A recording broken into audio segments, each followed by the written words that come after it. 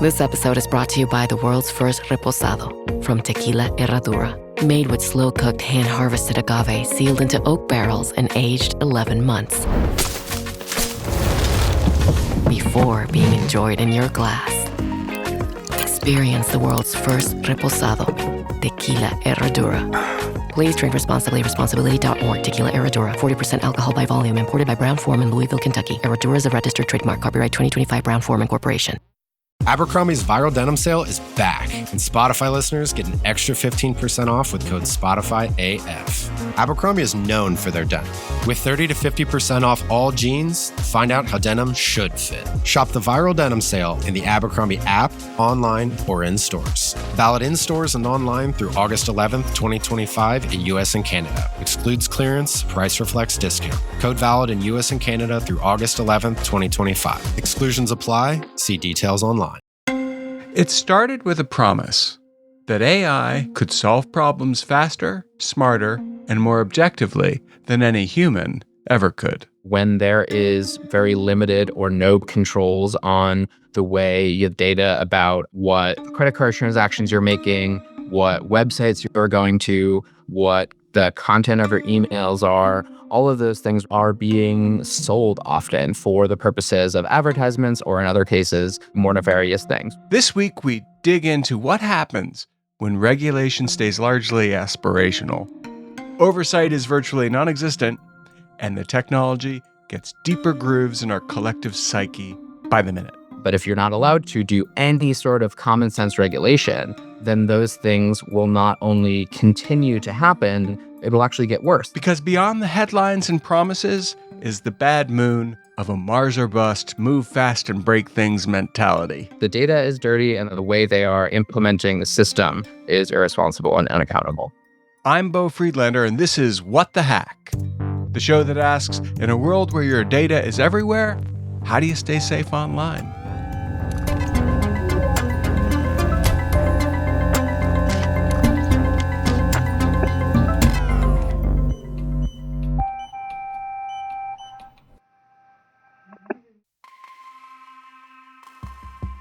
Ben Winters, thank you so much for joining us today. Ben is the Director of AI and Privacy for Consumer Federation of America down in Washington, D.C.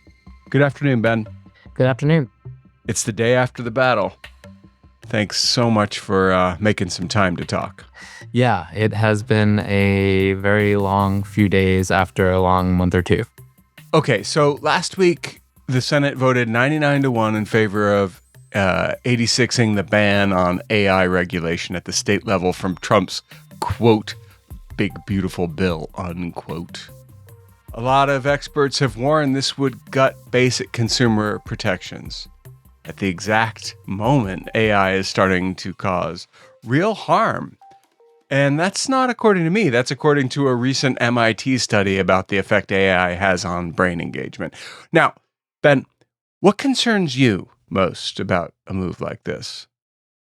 I mean, I would say there's two different main things I'm concerned about. One is the political part of it, right? That this moratorium idea, you can't do anything to control what we do, is going to take hold, is going to be given validity, is going to actually happen and continue to be treated as legitimate. And the second thing stems from that.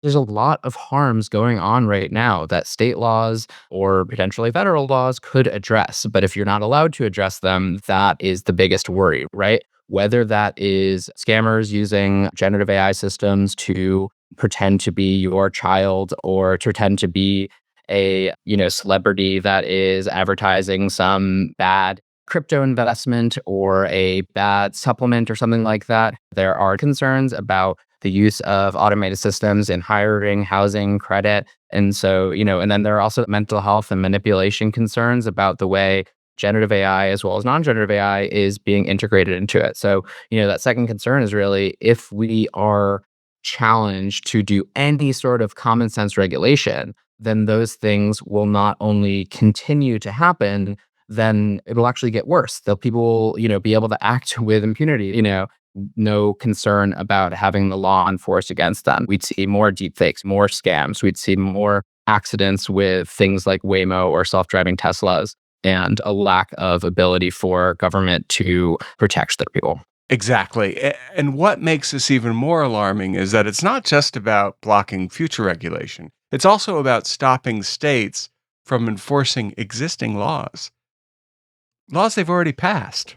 That's right. Yeah. So, one of the important parts to understand about this AI moratorium effort is that the federal government was trying to restrict states from regulating or enforcing laws that were already passed about AI, but they were not offering, here's how we want to regulate it at the federal level. Oftentimes, when they're preventing states from doing something, they are saying, we're regulating it here and we're creating a national standard, and you guys can't deviate from that. That happens occasionally, but what happened here is unprecedented. We're not doing anything, and you are not able to do anything either. There have been laws passed throughout the country on things like deepfakes, the use of therapy and mental health chatbots, AI speech in elections, and many others are being actively considered in state houses around the country, while the federal government is failing to do anything to protect consumers. What we saw was a clear signal. The special interests with billions on the line are pulling out all the stops, and that's why they pushed so hard for a 10-year moratorium, even though they lost. If it had passed, it would have tied the hands of lawmakers and stripped away protections for consumers and creators alike for way too long. It's been called anti-democratic, anti-accountability, and would lead to incalculable damage to all Americans. Now, earlier you mentioned that some kids today are turning to AI as a kind of therapist or friend, confiding extremely personal things. And we know not all AI systems are built the same. There is a difference between, say, ChatGPT and some sketchier LLMs, but what they all seem to be doing is racing ahead, trying to get as much done as possible before the law can catch up. Is that a fair thing to say? Yeah, that is accurate. I think depending on service to service, the policies around how they can collect and use your data, whether that be data about the device you're using or the inputs to the messages you're sending to the chatbots. For the most part, companies are saying they can do whatever they want with those inputs. They can train and improve their model. They can use it for advertising. They can do a lot of different things. But it really depends company to company, offering to offering, how the system is moderated and the policies around it. There are those big offerings like a ChatGPT or a Claude, as well as a Grok. But then there's, things that are character based. Like there's something like character AI, where there'd be something that says like, I am your therapist. I am a licensed therapist, and everything you say here is confidential. In reality, that is not the case. There are clear statements to the contrary of the privacy policy. So it's both misleading to consumers, especially for companion services or mental health services. It's exploitative in general because they're taking your data and doing whatever they want with it. And so this connects to the lack of data privacy laws around the country as well. Right. And that is where we're going. Back in May, you wrote a piece with Kara Williams from the Electronic Privacy Information Center. In the run-up to this big, beautiful bill, the first thing that jumps out to me is how vulnerable Americans are to AI-driven tech, and the fact that most Americans don't understand what that looks like, because it's not just ChatGPT. Can you talk a bit about what AI means in the big picture to somebody who's an expert in privacy right now as these technologies grow? Yeah, when we're talking about a ban on all AI regulation or automated systems regulations, we're talking about so many different things. We are talking about something like ChatGPT or an image generator, but we're also talking about the algorithms that determine whether you get a line of credit, whether you get a next interview in a job process. There are algorithms that are used for personalized pricing. There are algorithms used throughout the criminal legal cycle, and there are all sorts of AI systems, automated systems used everywhere throughout the industry that is pretty much uniformly very opaque and unaccountable.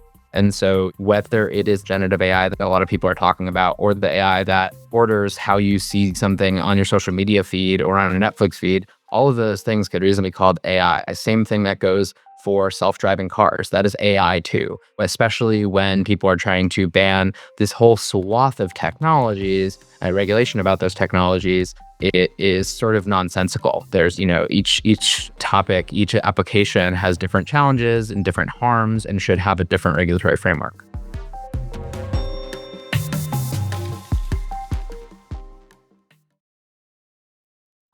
This episode is brought to you by State Farm.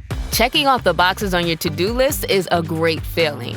And when it comes to checking off coverage, a State Farm agent can help you choose an option that's right for you.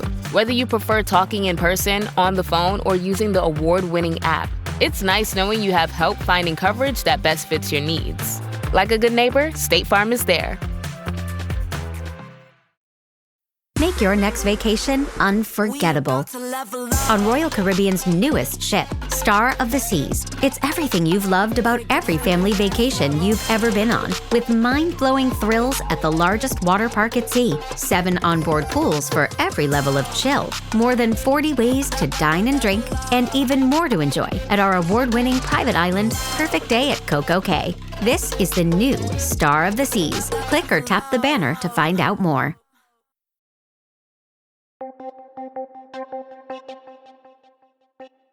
A lot of the focus right now is on generative AI, large language models that write essays, answer questions, and so on. But you're also talking about an older form of AI algorithmic personalization. That's the system that, in the best case scenario, customizes our online experiences using personal data, and worst case scenario, manipulates us via social media, retail sites, as well as news and political content. These algorithms can actually shape what people believe to be true. So how is something that powerful still unregulated in the United States? And what efforts, if any, have been made to change that? So in order to fuel that algorithmically driven information ecosystem, including the ads you get served, the content you get served on the services you're using, and the increasing challenge and problem of what's called AI slop, AI-generated text and photos and videos that are just there to try to get clicks. There's a few different elements there. So that one first element is the privacy problem, right?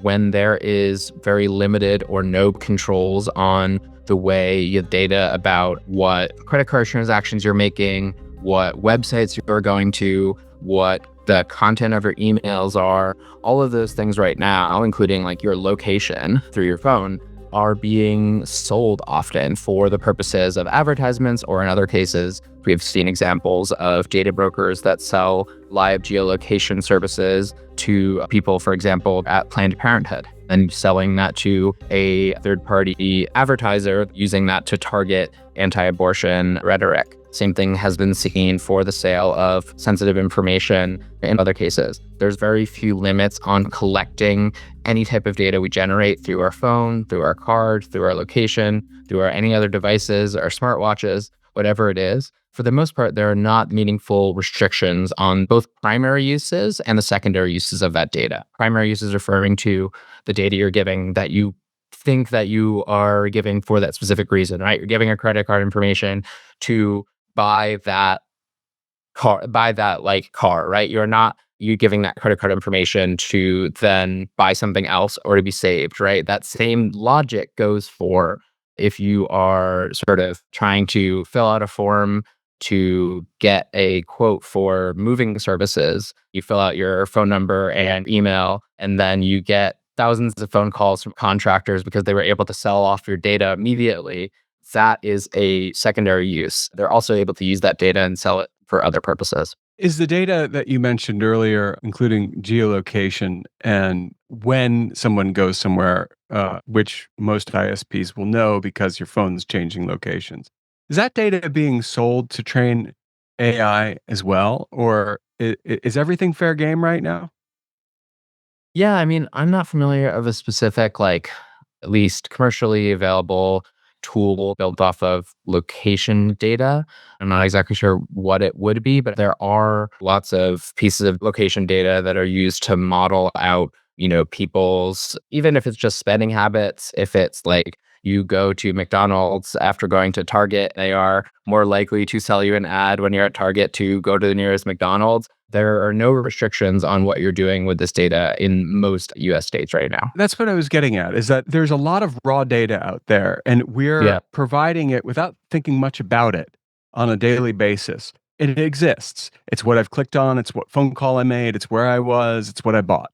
I do the things that I do because I'm a living, breathing person in this society, and I'm just trying to mind my own business and do that.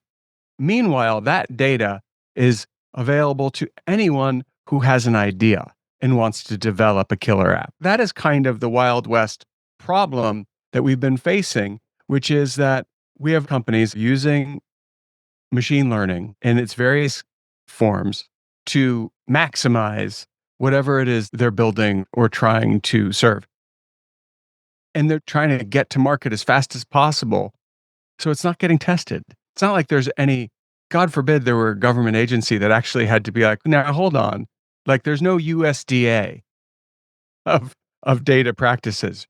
No, there's not. There's been a lot of ideas over the years of like an FDA for algorithms that you'd have to go through some pre-clearance process, show that you are doing the development of the tool responsibly, that you've thought out how it should and shouldn't be used. You've tested to see if A, it works, to see what you're saying it actually does, and B, if it has, especially when it's making decisions about people like in credit, employment, and housing, that is not having a disparate impact. There are lots of different proposals out there to try to get that. The closest thing we have to that right now is the Federal Trade Commission, which is, tasked with doing sort of everything on commerce. The FTC over the last bunch of years has done a lot of work on privacy and AI, but they're not set up with, and they're not sort of resourced enough to be able to do this for everybody. There was a law put forth by Senator Gillibrand several years ago that would have made a data protection agency part of a privacy law. It would have a dedicated group of regulators focusing on protecting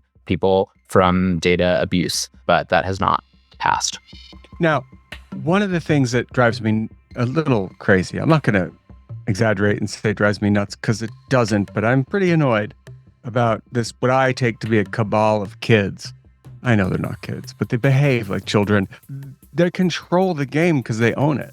And, as a result, there is no transparency. Yeah. I mean, it's extraordinarily frustrating and damaging that there's no market incentive for these companies to be transparent about, this is how we build the system. These are the decisions we make about what we allow to come out of the system. All of these key decisions that companies are making. A lot of times they're trying to make it sound like they have no control over their AI systems. They make all of the decisions about how it's built and how it operates. When there is any sort of effort to create transparency around these AI systems, there really becomes this full court press from the tech lobby of, we cannot do that. We have these competitive reasons why we can't share the methods we used, the sources of data we used to train it. We can't share the decisions for what weight different parts of the model are. They're relying on trade secrets law. This is the same thing that makes the KFC recipe or the Coca-Cola recipe secretive. And it basically relies on this ability for companies to say, we have a competitive interest in keeping this information private, and without it, our competitive value would drop.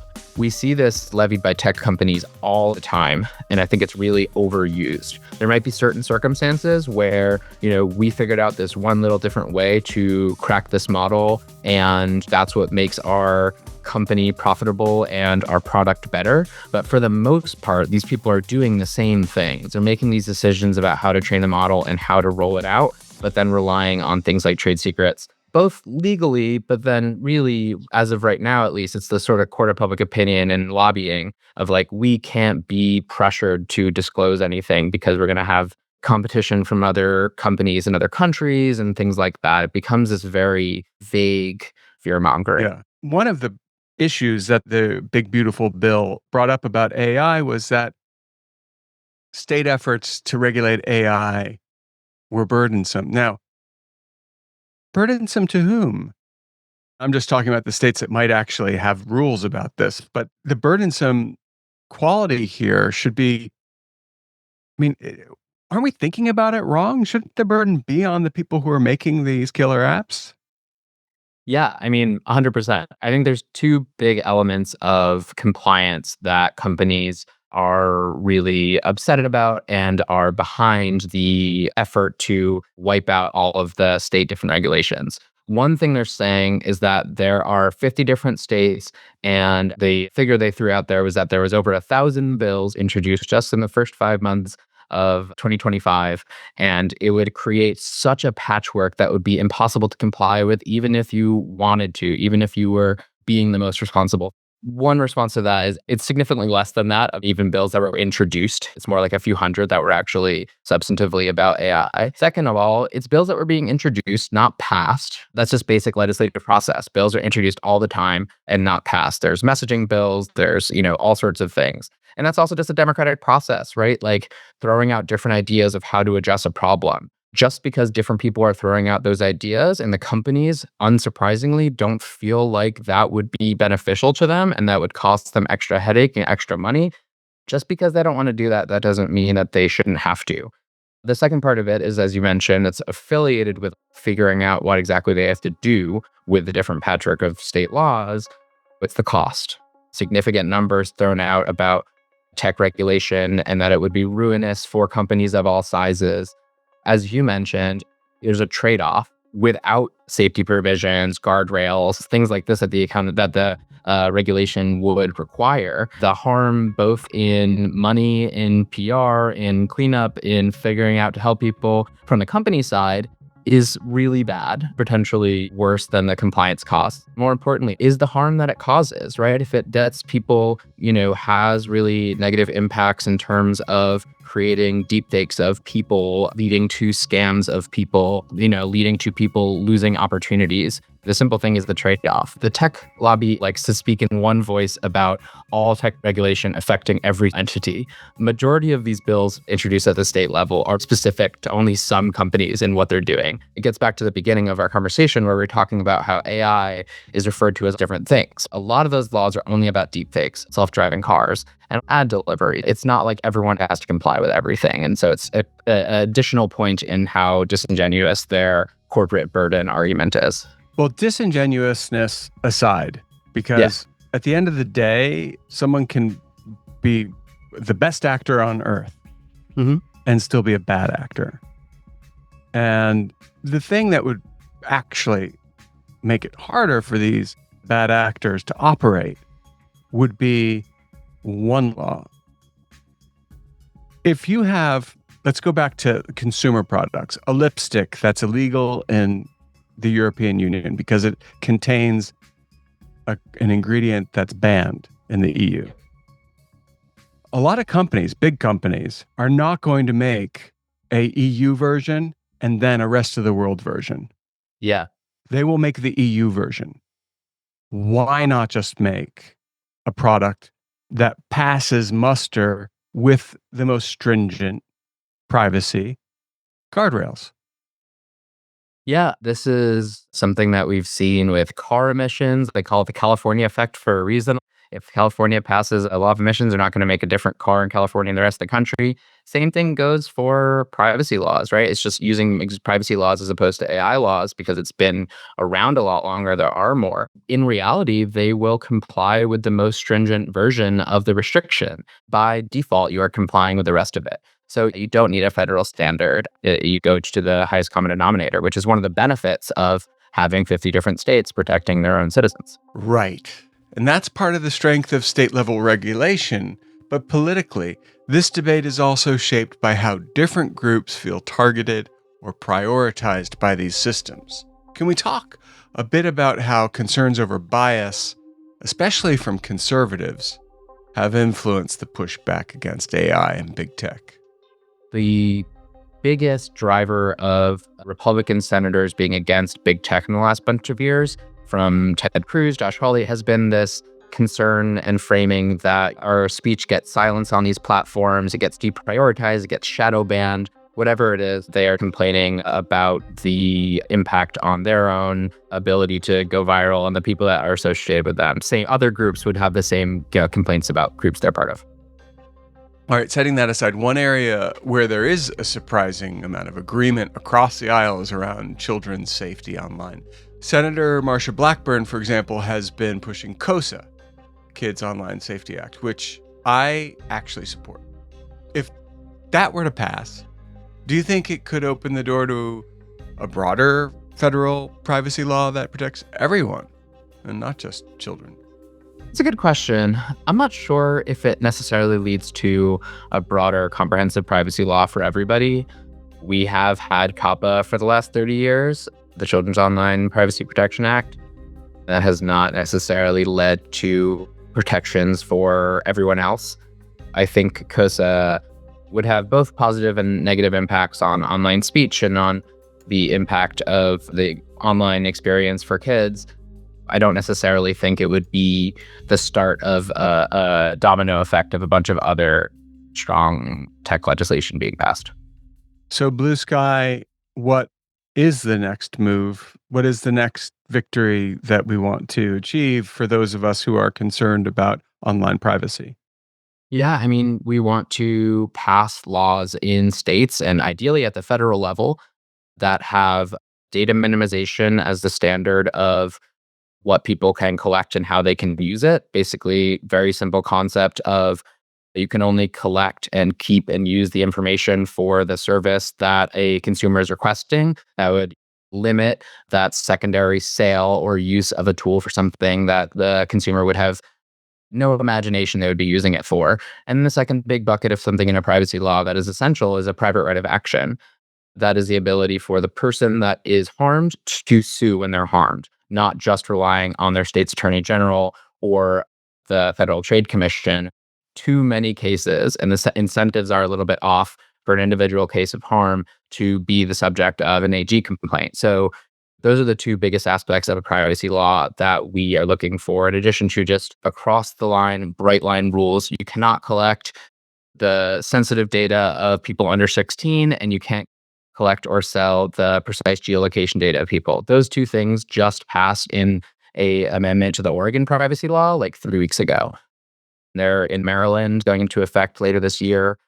That is the standard as well. So getting more of those really strong laws to an extent where at the federal level, it requires meeting that standard if we ever get to a comprehensive data privacy law. So I think I already hear the coming war, right? Because it's a non-starter to try and legislate the right to sue. You can go for it, but big tech I can't imagine the cannons of legal firepower that big tech would point at that. And I wouldn't want to see everything else killed on the altar of the consumer's right to sue. And I'm not saying the consumer doesn't have a right to sue, but the Consumer Financial Protection Bureau, CFPB, which has recently been hobbled, could point in the right direction for what the enforcement of privacy issues could look like in the United States, so that you have a government agency responsible for taking these complaints and figuring out where there's real harm and addressing it. What are the chances of us seeing something like that? I know there've been some attempts in Congress. Yeah, so the private right of action is really the gold standard, but would not be the hill to die on. There are a lot of different ways that enforcement could be done better than it is right now. One is a dedicated federal agency focusing on privacy and consumer protection. CFPB has been doing an incredible job intervening when people are getting screwed by banks, mortgage lenders, et cetera. It would be great to have a dedicated team of people doing that on privacy and AI. And there's been some proposals for a data protection agency. Data protection authorities are in every EU state. They are in a lot of countries around the world. It's a very common thing that we don't have. There even is a privacy regulator in California. Whether you have a standalone dedicated entity or set aside real money and create a division of something like the FTC focused exclusively on data privacy, and we're giving you the money to hire 50 lawyers and investigators and technologies to do that. the resources is really what's required in these bills, both in state bills and federal bills. If there's not money to enforce it, it won't get enforced. And so there's a few different ways to do that, but it's a really critical element of any helpful law. Right. And even when the framework does exist, it all comes down to whether there's real funding and power behind it. But then with AI specifically, we've seen these companies not just resisting enforcement, they're actively trying to write the rules or just block them. So how do you see that playing out in this federal moratorium push? Yeah, I mean, I think on AI especially, right? And we've sort of gone back and forth talking about AI and privacy because they are so interrelated. But on AI especially, this moratorium is an example of how hostile the companies are to any sort of meaningful regulation. And again, it is just so galling and shocking that there was this, you can't regulate at the state level, and we are also not going to. So just that sort of boldness and the fact that it was picked up, I think, is a meaningful thing in and of itself. Moving forward, I think this is going to be an approach that's taken by Senator Cruz, Representative Obernolte, and others in potentially proposing federal AI laws that nominally regulate it in a very weak way, but include something like this moratorium provision. I think it's very clear that AI companies are scared of playing by the rules. We've seen this in copyright, environmental regulations for data center creation, and privacy and AI regulations. I think they are susceptible to being defeated, but they are very much on the offensive right now. Now, a 10-year moratorium is a remarkable thing to ask for when you consider the fact that so much can change in 10 weeks in this particular emerging sector. So is that part of the thinking here? Yeah, I think the 10-year part of it is really just a absurd type of starting point of a negotiation, I think, in their hope. We're putting out 10 years and then we can come down. Yeah. And we saw this on Saturday night when Cruz and Blackburn thought they had a deal and they brought it down to 5 years. Think about the state of different technologies in 2019 and especially in 2015. They were very different than they are now. They still needed to be controlled then, but I think part of it is you go with the bold ask and hope that we can be a reasonable compromise by banning all states from regulating AI for 5 years or 3 years, when in fact, that's really just this absurd notion. So I think that's why they started out with that sort of ridiculous number.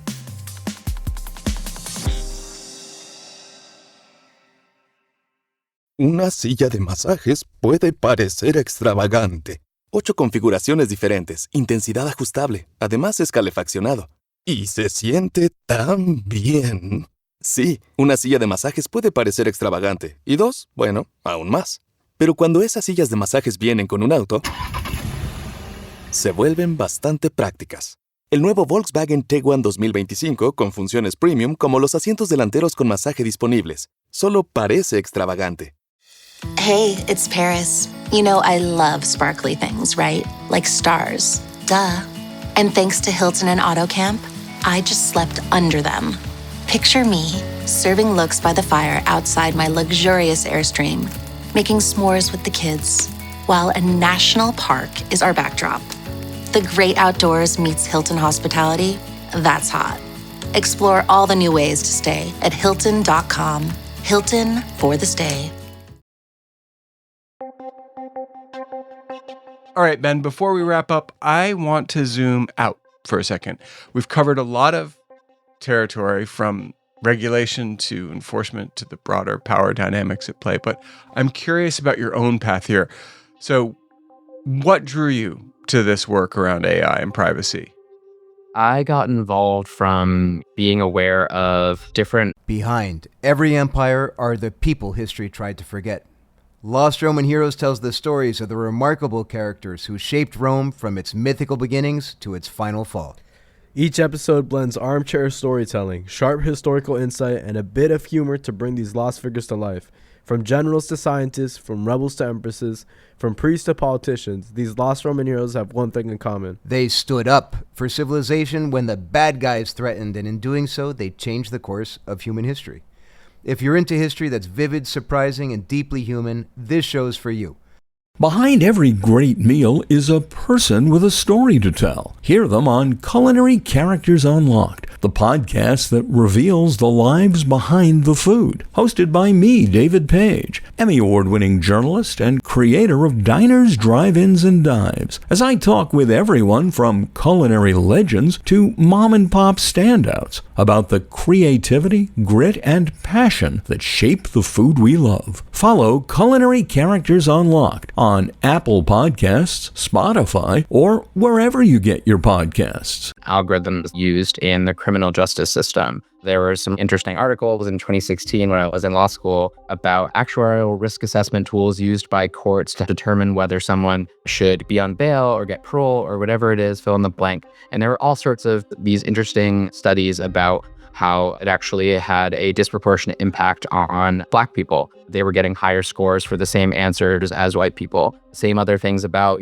predictive policing tools and facial recognition tools used in the criminal justice system. I was really introduced to the accountability problems, the lack of transparency, the lack of willingness to study or disclose anything about the systems. I got involved with a nonprofit and fell in love with the ability to do advocacy around that. And then because so many of the themes are the same with everything we're talking about today, there's a lack of willingness to be transparent, racial and gender-based discrimination, a need to evaluate the impact of what's being done, but a lack of willingness to do it, and sort of government agencies that are either not well positioned or not willing to do enforcement to bridge that gap. So I think just over time, especially as AI was more used in different fields around the country, I sort of just widened my gap to focus on all of the AI stuff. I think it is something that is constantly changing and always interesting, at least. So in the beginning, what piqued your interest was crime and punishment. Was the data skewed or the systems that processed it? So the data they were collecting and building a model off of was policing data often. We know for a lot of different reasons that what a lot of scholars call dirty data. If this data is tinged with racist sort of policing ecosystem, then the data is going to make it look like one type of person is significantly more likely to commit a crime. Because, that made me really think about when we're talking about what data is, it is a choice of how we're saying, we're going to take the arrest data. That's not necessarily crime data, right? It's a very thin distinction, but it's the data of what the cops did. So inherently, that's going to be tinged with a lot of issues. And so they're building it off of that. And then in the systems, the way they are built, especially with lack of transparency, it makes it hard for anybody in the process to be like, wait, this does not make sense to include this as a factor in determining whether someone is a risk of reoffending or a risk to fail to appear. Same thing goes for predictive policing systems that we're trying to predict where a next crime would likely happen. The data is dirty and the way they are implementing the system is irresponsible and unaccountable. So does the way AI gets information track along the same lines as law enforcement when it comes to dirty data? I do think there are concerns about whether the data used to build or feed AI systems is rightfully obtained. This is where we get into copyright issues and privacy issues of generative AI, as well as privacy issues is the data about your browsing history fed into an ad system, an acceptable type of data to build a system off of or to inform a decision on it. One really quick case that I can share is the Kerbo case from the FTC, where there were these massive violations of the Children's Online Privacy Protection Act for this kids' weight loss app. And essentially what they did was collect a lot of information about kids under 13 and did not do, the proper checks to make sure they're getting parental verification. And then they built this AI system using that data from those kids. And what the FTC required them to go back and delete everything that is the fruit of the poison tree, right? You were not able to collect that data in the first place legally. And so you shouldn't be able to benefit from the systems that, that data helped build. And so that is that dirty data, right? It's the fruit of the poison tree. If you shouldn't have been able to collect or use that data for that purpose in the first place, then you shouldn't be able to use that system. And that gets to the heart of the privacy vacuum in this country, which is that there's companies collecting data of all stripe on all manner of thing and then reselling it in ways that are not at all transparent. And we don't know how they're being used. It's a different kind of dirty. Yeah. doing us dirty. Exactly. Given how you got into this work, seeing firsthand how bad data and broken systems can cause real harm, I'm curious how that would shape the way you think about, well, I don't know. Let's just do a hypothetical. You get on an elevator, you're waiting for an elevator, it opens up, and you get in, you're standing next to the CEO of one of these major LLMs, big AI guy. You got 1 minute, or no, whatever. You got 3 minutes, whatever. You have some time in an elevator speech. What are you going to say to make the world a little better before those doors open again?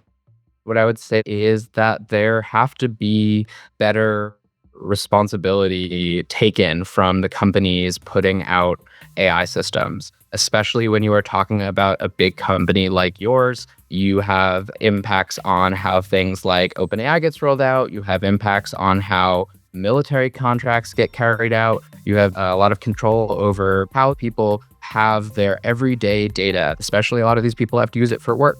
It should really be something that you take responsibly and not test new ideas of how you can score somebody, surveil somebody, and try to squeeze every little bit out of every data point that you can get someone to generate. The second really big thing is that you should be more proactive and open to working with regulators and legislators around the world. It does not have to be your adversary. If you have to do one little thing that controls your ability to do anything you want to do, it does not have to be the end of the world. You can still be a billionaire, you can still be a massive company and help model actual responsible sort of business practice, a responsible technology. You have the ability to sort of walk the walk. You are talking about responsible AI and American leadership in AI. But right now, what you're doing is you just want to be able to do whatever you want. Take the responsibility more seriously of what you have with people's information and model a better world. The way that we approach these conversations matters because, yes, there's a lot of resistance on the business side, but there are human beings on the other side with children and with their own privacy concerns as well. And so I would appeal to their better angels in that regard.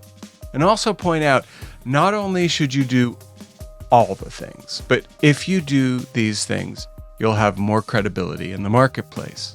And when you have more credibility in the marketplace, there are going to be people who want to be your customers because you're walking the walk and talking the talk and not just privacy washing everything. Yeah, that's right.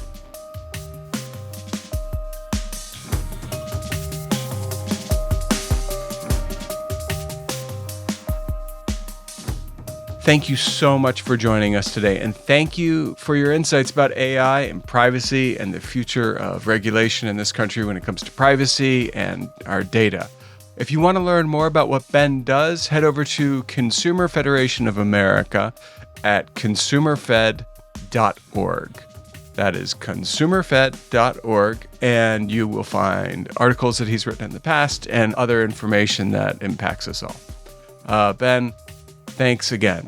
Thanks for having me. Hopefully I can come back and celebrate some great federal laws we get or a bunch of state laws. Thanks, Ben. Okay, now it's time for the Tinfoil Swan, our paranoid takeaway to keep you safe on and sometimes offline. And yeah, this one freaked me out. Today we're talking about something called a tap trap, which uses a technique known as tapjacking. Now, what is tapjacking? Tapjacking is when a malicious app tricks you into tapping on something you can't see by placing an invisible, it's like a screen, but anyway, it's like not a screen because you're on a screen, but interface underneath what you think you're interacting with. So you're clicking and it's a form of UI, user interface deception, that lets attackers hijack your taps to trigger real system actions without your knowledge. So here's how it works. You download a harmless looking game, like one where you tap to squash bugs or spiders if you don't like spiders. Anyway, but under the surface, every tap you make is actually hitting a system prompt. There's a button like, do you want to erase your phone? Tap here. And it is that sort of thing. Grant full permission, enable screen recording, factory reset this device. You think you're playing a game, and you are, but it's designed to make you tap very specific parts of your phone, giving control away one tap at a time. So how do you protect yourself? Only download apps from trusted sources like Google Play. Avoid third-party sites. Be cautious of tap-heavy games or apps that seem overly simplistic. Check app permissions. If something like a tapping game wants access to your camera, microphone, or system settings, bye-bye. Enable play protection on Android to scan for harmful apps. Keep your devices updated, or your device. I only have one. Security patches help block known exploits. Avoid clicking on app links sent via text, social media, or email. Hey, this game's really cool. Click here. Don't do it. Trust your instincts. If something feels sketchy, yeah, it probably is. So right now, these attacks are only known to affect Android devices, and we're not singling them out. Similar tactics could appear elsewhere on your iPhone. Probably not your little flip phone, but admit it, none of you have one. If you use a smartphone, stay alert.